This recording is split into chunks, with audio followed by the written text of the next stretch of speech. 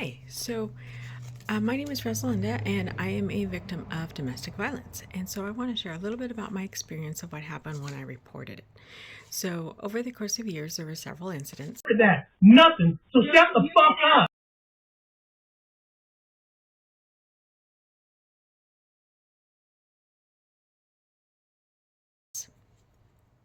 And each time the police came out, I was victim blamed, even to the point where they told me to leave my house if I felt unsafe. Again, this was a house I purchased before he was invited to move in. And ultimately, it was a house that he didn't want to leave. And so, with that said, that's what happened, right? He didn't want to leave. And so the police would always side with him and they refused to press charges. So it was really hard with even with the video evidence. They're like, we don't want to see the video. We don't want this. We don't want that. So it was very, very difficult to get them to side.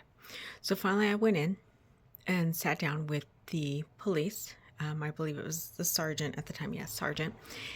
And I shared with him my situation, my black eyes, some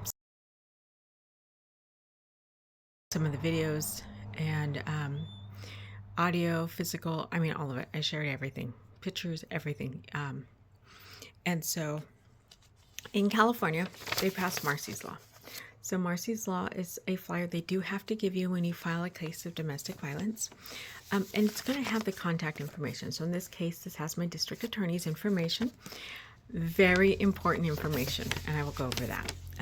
Also has a little information here from my police chief, what the Marcy's rights are. And I'm going to go through and read that because I think it's important to know what your rights are, what you can and can't do, and what they recommend, the best things for you. They have some resources, a lot of resource information. So this is required by law. You can probably go online and Google your county and Marcy's Law, and this flyer will probably come up because that's where I found this, an extra one.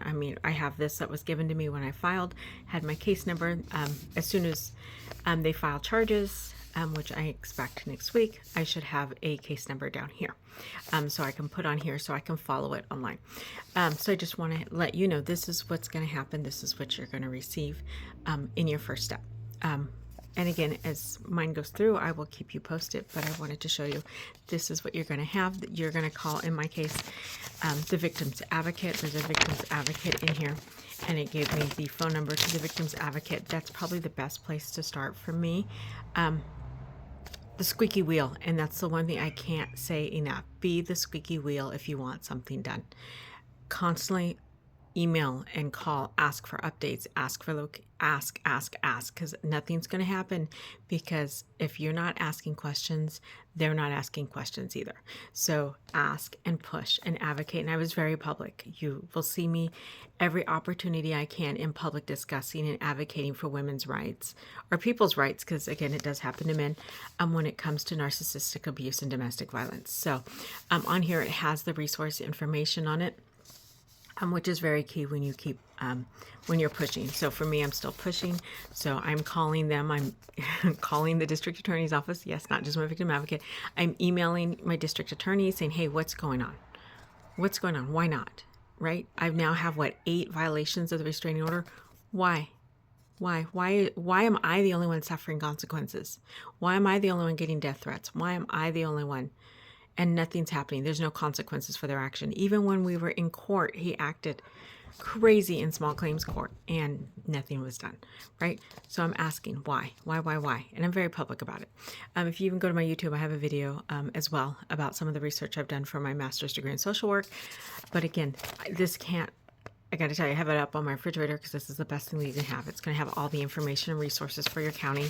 If you're in California, Google Marcy's Law. There's also Claire's Law now, which I don't have a lot of information on, but you can have the right to ask if someone's been convicted. It will not give you anything if no one's convicted. So in my case, he's got, 8 violations plus the domestic violence. If charges aren't brought against him, that'll never show up, and you will never know if you're his new girlfriend or you're involved in the person that left me with several black eyes, dislocated. I'll post a picture. So I just want to let you know, this is what happens. Nothing happens overnight. The judge isn't just going to, unless you have video of him actually hitting you or bruising you.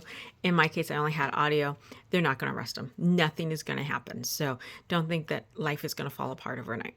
you will have, unfortunately, a lot of time to prepare if they do press charges. So I just want to let you know, this is what you get. This is Marcy's Law. This is a flyer. It is online. So if you are a victim of domestic violence, please go look this up and look at what resources you have available in your area.